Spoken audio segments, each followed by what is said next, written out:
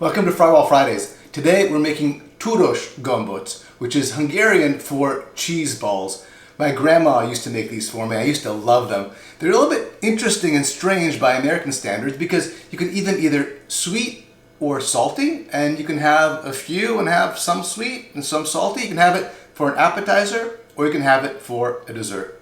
Let's get started. And here are the sum total of all the ingredients. We have farmer's cheese, which is a little bit like ricotta. You can actually use ricotta for this recipe if you wish. We have a couple of eggs. We have some grits. You can also use cream of wheat or cream of rice. And then for the ending, we're going to roll these balls around in breadcrumbs and butter. That is it. For the batter, I'm just going to mix together the farmer's cheese, the grits, and a couple of eggs. Now, if you're using ricotta cheese, ricotta is a little bit wetter than the farmer's cheese. I would say you're probably going to get away with just one egg. Otherwise, the batter is going to be too wet. Give that a good mix until it's all consistent, and then this is going to go into the fridge for 3 to 4 hours. Now, here I have a batch that I made earlier today that is ready to go.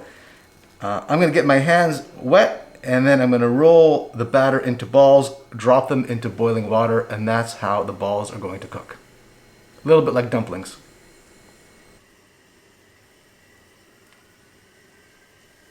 The Túrósgombóc have been going for about 20 minutes and they are ready to go. You can see they look kind of light and airy. We're going to drain them. At this point, if you were to taste the Túrósgombóc, it will be pretty bland.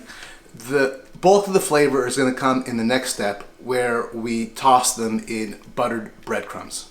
I'm going to add half a stick of butter to my skillet, and once that's melted, I'm going to add my breadcrumbs.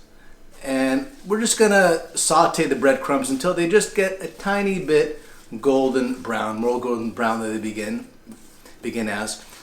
And then we're going to add our Túrósgombóc, and then very, very gingerly roll them around till they're evenly coated on all sides. Got to be really careful here to make sure that the balls don't begin to break apart. That looks great. I'm ready to plate our Túrósgombóc. I'm going to put 3 on a plate.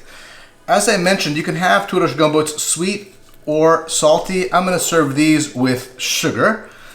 So we'll just put these 3 here. And then sprinkle some just plain white sugar right on top. I'm using probably about half a teaspoon or so, like that. And whether you're going sweet or salty, I highly recommend topping it with a little bit of sour cream, because you can never have enough cheese on a cheese ball. There you go. Enjoy Hungarian cheese balls, Túrósgombóc.